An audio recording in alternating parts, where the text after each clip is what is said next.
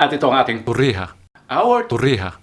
Easter tradition of Spain. We can make it ourselves. If you can make French toast, you can also make this. Yes, very simple ingredients: bread, milk, eggs, and some spices.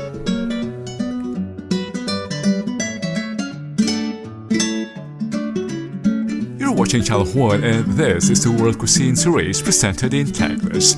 Let's join Romilo in his small kitchen.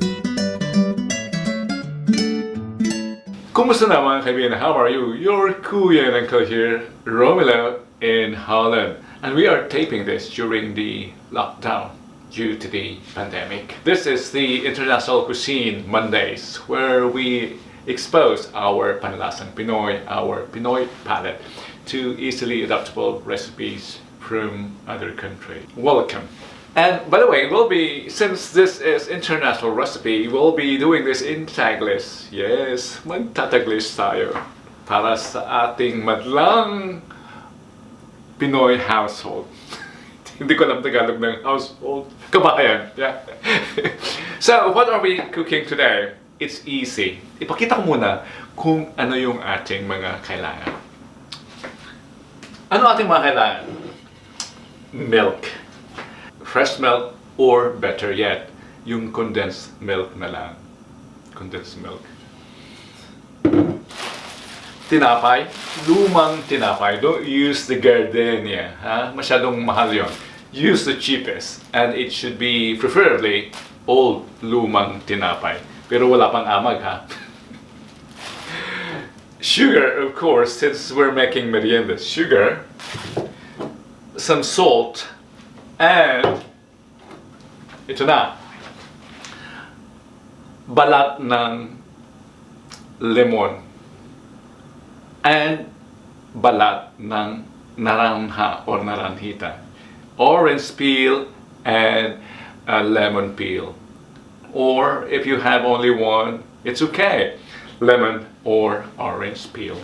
And we need cinnamon bark or cinnamon powder. If you don't have it, cinnamon powder, but preferably both bark and the powder. Since we'll be frying, we also need cooking oil. You know how that looks like. So I won't be showing it. So you might be thinking, ano ang ating lulutuin? It's torreja. It's a traditional Spanish merienda, Spanish fried bread made and served during the Semana Santa, especially Easter. We can consider it as the cousin of the French toast. Pwedeng tawagin na siya ay pinsan ng French toast. Easy to make. Gawin na natin. I have pre-boiled here, or before taping, I already started boiling here cinnamon and lemon peel. We can add some sugar now.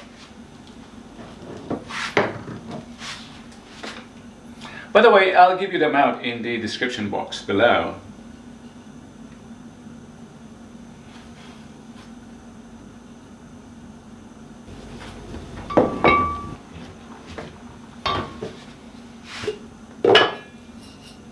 And just a dash of salt.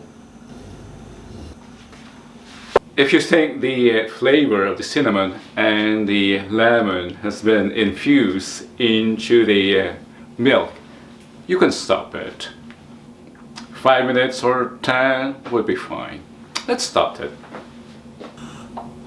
And let's just have to cool this down. We don't want to immerse the bread here while it's still hot. It might dissolve the bread.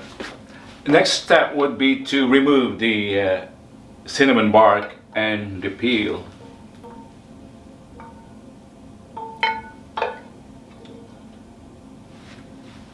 There. Just threw them away.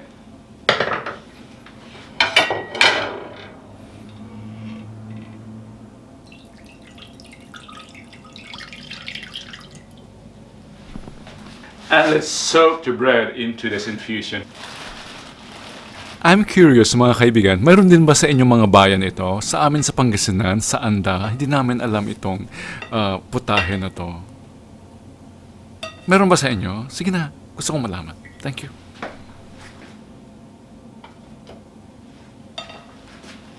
This is an Easter bread in Spain. You might want to see the Easter celebrations, the processions in Spain as well, in Andalusia. Links provided in the description box as well as in the icon above. Available at our travel channel, My Barrio, My Mundo.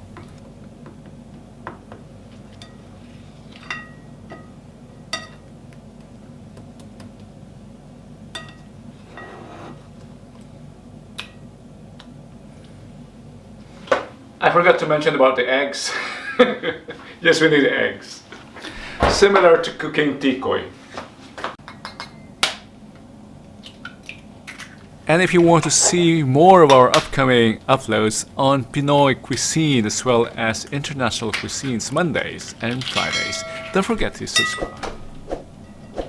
And give us a comment what you want to see more and don't forget to share. Now comes the exciting part, frying.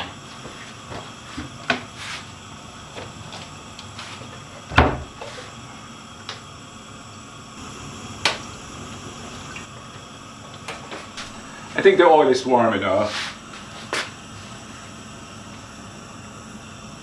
Now we immerse the bread in egg.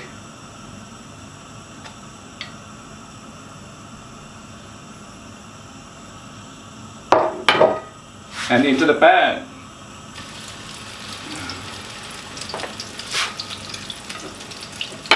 The second.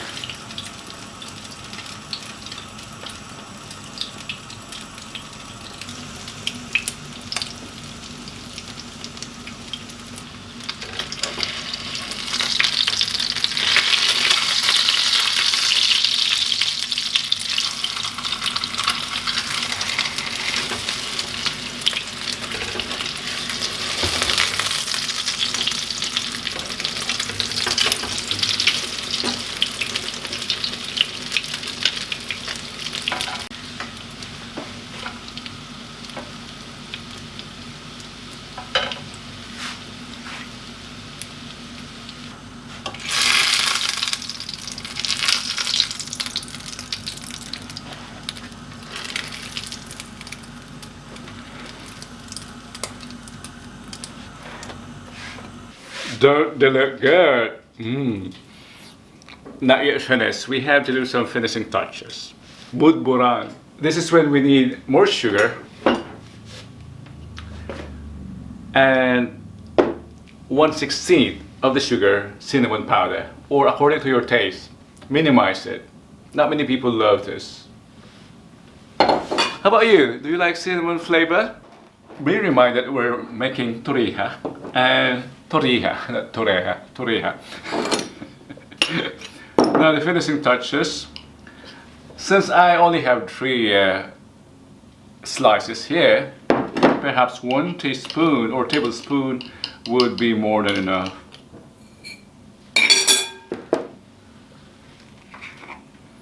And just a small portion, just generous.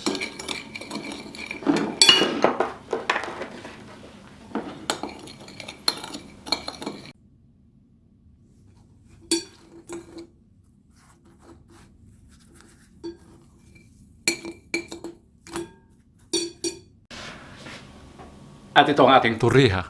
Our torrija is a tradition of Spain. We can make it ourselves. If you can make French toast, you can also make this. Torrija, or just fried bread, tinapay na prito. Thank you for joining me today. Your Kuya Uncle here. At mag-ingat. And what the best way to enjoy this but with coffee?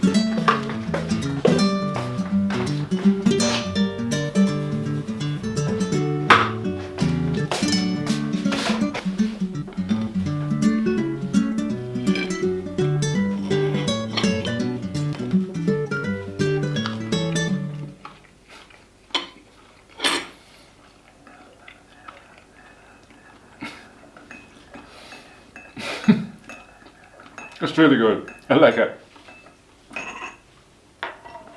It's really good. Subukan nyo mga kaibigan. Subukan nyo mga kababayan. Torrija. Tradisyonal na pang Semana Santa sa Espanya. Pero kaya natin gawin sa Pilipinas. Iprito lang ang tinapay. Yung lumang tinapay. It's really good. It's really good. Ay, masarap. Salamat sa pagsama sa akin, your kuya, ngayong lockdown. At huwag kalimutang sumubaybay dito sa ating cooking series, Mondays International. Gawin ito. Hanggang sa muli. At kung enjoy nyo ang panonood, don't forget to subscribe at kampanahin para kada Lunes na mayroon tayong bagong release na international food, you will be notified. And Fridays, mayroon din tayong Pinoy food that we love. Masarap talaga. Hanggang sa muli. Gawa na rin kayo!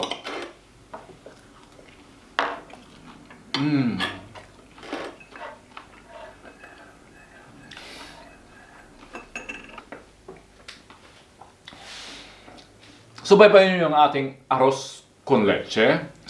Similar na simpleng pagkain from Spain. At saka yung leche frita, yung fried milk. Hanggang sa muli. Uli, thank you. Masarap to talaga. Gawa na kayo, huwag na mainggit.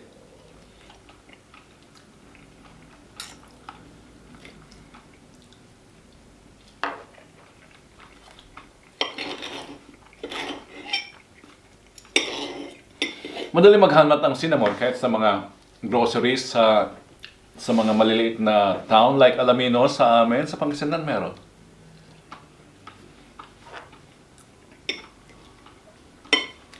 I remember my nanay noon, meron siyang cinnamon bark. Hindi niya alam gamitin, tinago lang sa aparador sa ilalim. Hindi namin ginamit, never once. I asked her, nanay, para saan ito? She told me, para sa karne. But hindi niya alam kung saan gamitin. I enjoyed smelling that cinnamon bark kasi ang association ko noon amoy Coke, amoy Pepsi. Marami.